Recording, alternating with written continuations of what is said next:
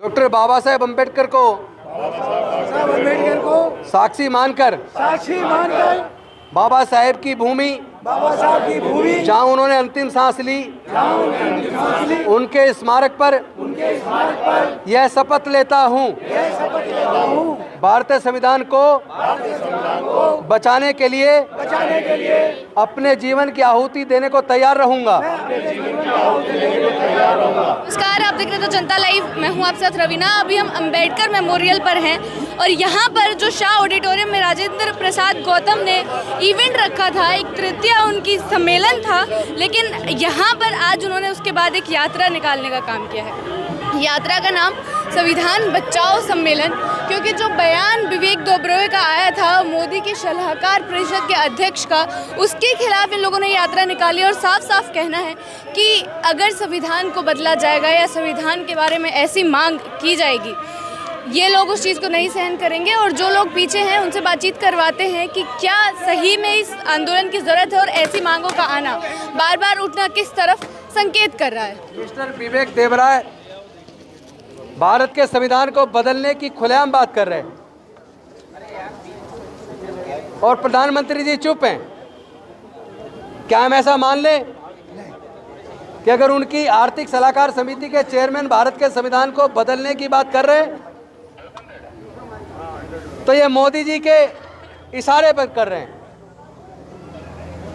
जिस संविधान की शपथ लेकर प्रधानमंत्री बने थे, जिस संविधान की शपथ लेकर देश के राष्ट्रपति, देश के सर्वोच्च न्यायालय के मुख्य न्यायाधीश एवं अन्य न्यायाधीश, केंद्रीय मंत्री, राज्यों के मंत्री, मुख्यमंत्री जिस संविधान की शपथ लेते हैं और कहते हैं मैं बिना किसी पक्षपात के, बिना किसी भेदभाव के सबके साथ न्याय की भावना के साथ काम करूंगा और देश के संविधान व देश को अखंड रखने में ईमानदारी से काम करूंगा, आज वही देश के संविधान को बदलने की बात कर रहे हैं तो क्या इसे देश के साथ गद्दारी नहीं कहेंगे?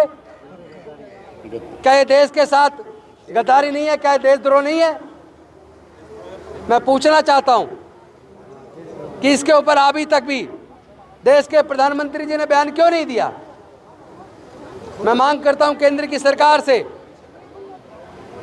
अगर यह बात विवेक ओबरॉय जी ने अपनी मर्जी से कही है तो तुरंत उसको सलाहकार समिति के चेयरमैन पद से हटाकर मुकदमा दर्ज करके गिरफ्तार करें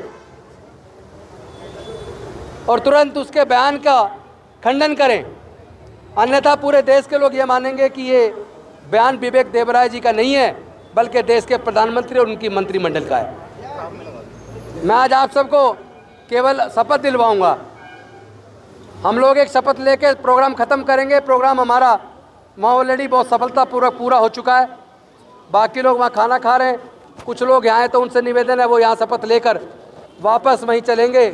5 सामनाथ मार्ग पर आ रहा है खाना, तो यहीं पे हम ओथ करवा देते हैं। एक छोटी सी ओथ है वो मैं दिलवाऊंगा और मैं चाहता हूँ कि आप भी मेरे साथ उस ओथ को दोहराएं। अपना हाथ ऐसे कर लेंगे।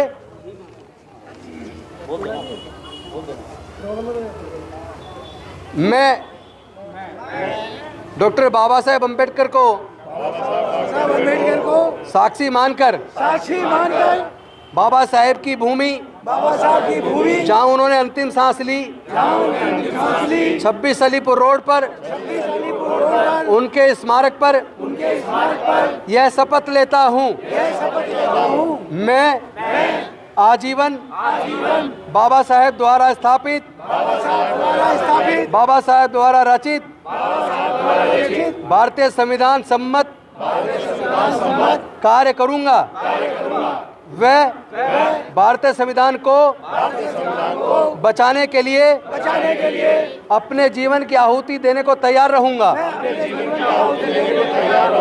मैं किसी भी प्रकार के अंधविश्वास, पाखंडवाद व रूढ़िवाद और कर्मकांड या अवैज्ञानिक मान्यताओं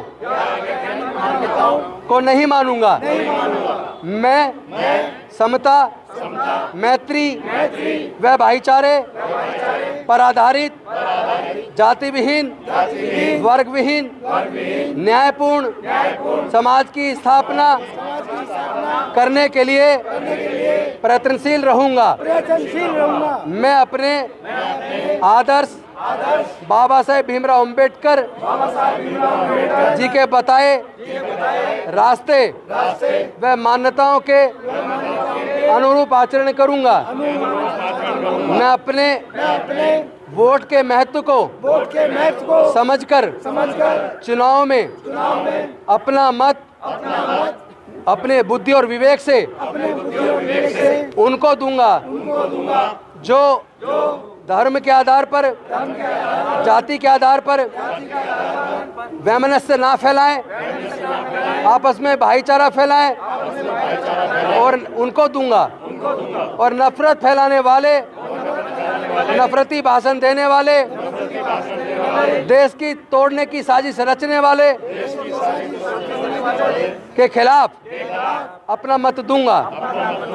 मैं किसी धार्मिक मान्यताओं को इसलिए नहीं मानूंगा कि ये परंपराएं से चली आ रही हैं या पहले से चलती आई हैं। मैं वैज्ञानिक दृष्टिकोण अपनाऊंगा और भारत को मजबूत करने में, भारत के संविधान को मजबूत करने में, भारत के तिरंगे के प्रति समर्पित होते हुए समता, स्वतंत्रता, बंधुता और न्याय के मार्ग पर आगे बढ़ूंगा। यही शपथ मैं दूसरी बार भी और तीसरी बार भी लेता हूं। बहुत बहुत धन्यवाद आप सबका। जय जय जय भीम।